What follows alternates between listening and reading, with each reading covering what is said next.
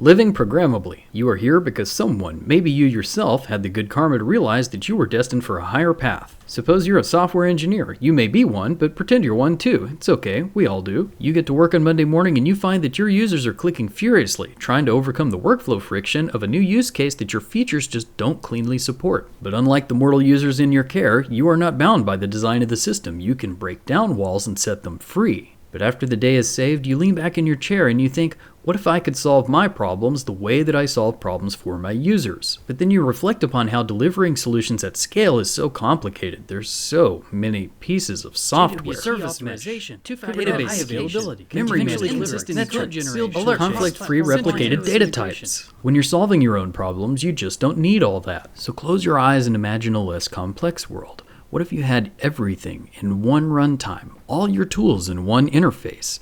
You could articulate and debug everything right there. What if it was all inside of a complete shell, controlled by a simple, clean language? And I don't mean tmucks holding together a bunch of esoteric command line programs that are glued together with bash and POSIX pipes. Just relax and imagine the perfect environment for solving your own problems. But you don't actually have to imagine, because these programs are already here. They've always been here. In the beginning, there just wasn't a lot of software, and if you needed a program to work on another program, you had to bootstrap. You had to make a simple program to make the program that you wanted. And the most flexible bootstrapping tool turned out to be making more programs. But making a new program for every single tiny problem turned out to be a bit indirect. The natural conclusion was to embed the programmability directly into the programs. But programmability doesn't mean minimalism or simplicity or elegance. It doesn't mean being highly configurable or being automated and fast. Programmability means that I can simply introspect and articulate the state and behavior of the system. I can see and I can redefine the behavior. So whether by fault or by accident, we arrived at the programmable interface to a computer.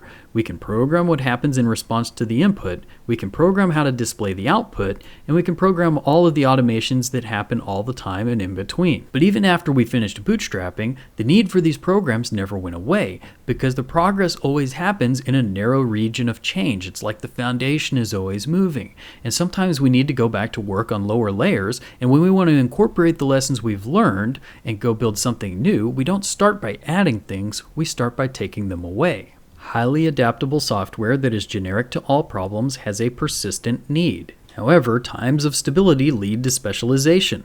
The maturity creates opportunities for integration. But eventually, when there's enough innovation, the pursuit of the new value creation will overcome the cost of living on the bleeding edge. So disruptive technologies tend to disintegrate things. They pull apart our tools and integrations, and it's the tools that are generic that readapt faster. Programmable interfaces like Emacs thrive on disruption. Disruption is the green field where they can really accelerate.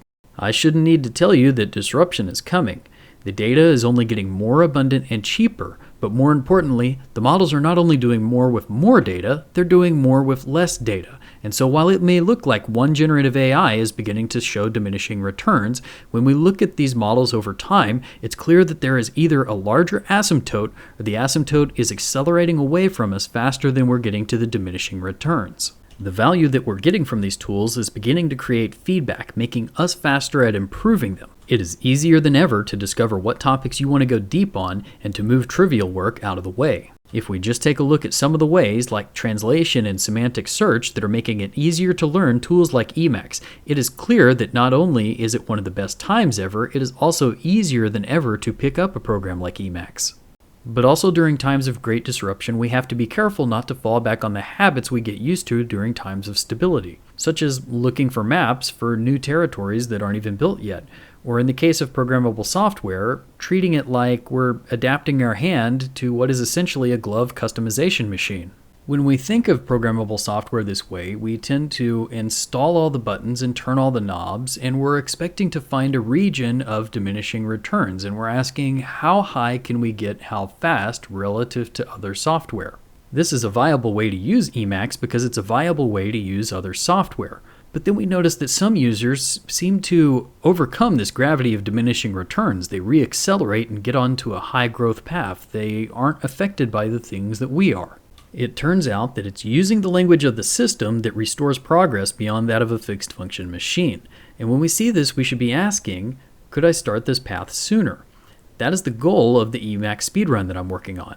Now, it's fair to be thinking in terms of upfront cost, but when you consider the amount of time that you'll save over fiddling your way through problems and then checking if you got the behavior you want or discovering that it breaks 6 months later, it's like the benefits show up faster than the cost.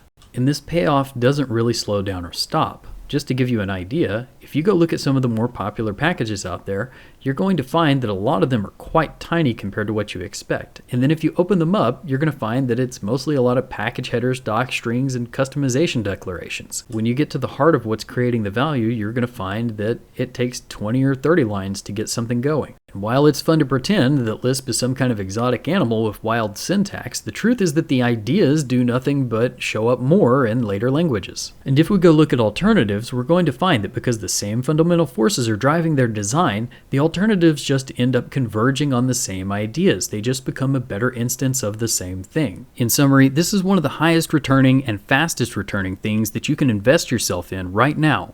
However, you better be in a hurry because while we don't know precisely when Emacs first gained sentience, we do know that in 2026 that the software instrumentality began to eat the entire internet. Served from the cloud, this primitive AGI began to invade all of our devices, incorporating more and more software into itself until there was only one kind of program. With just one subscription for $13.95 a month, you could have a place in society. $1,395.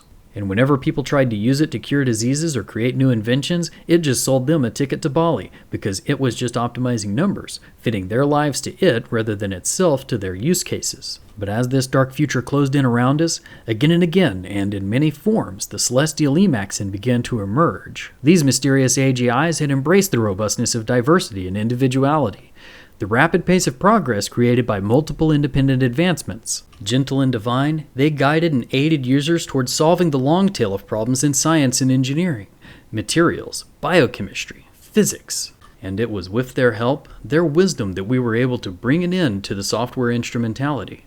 And it is the Celestial Emacscen that are waiting for you to live programmably.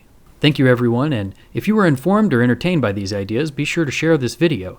You can also buy me a coffee on Positron's GitHub sponsors linked below. We've created a repository for our monthly sponsors to get access to some of the gizmos we use in some of the videos, to comment on some of the upcoming drafts, and to get access to the slides. It's done!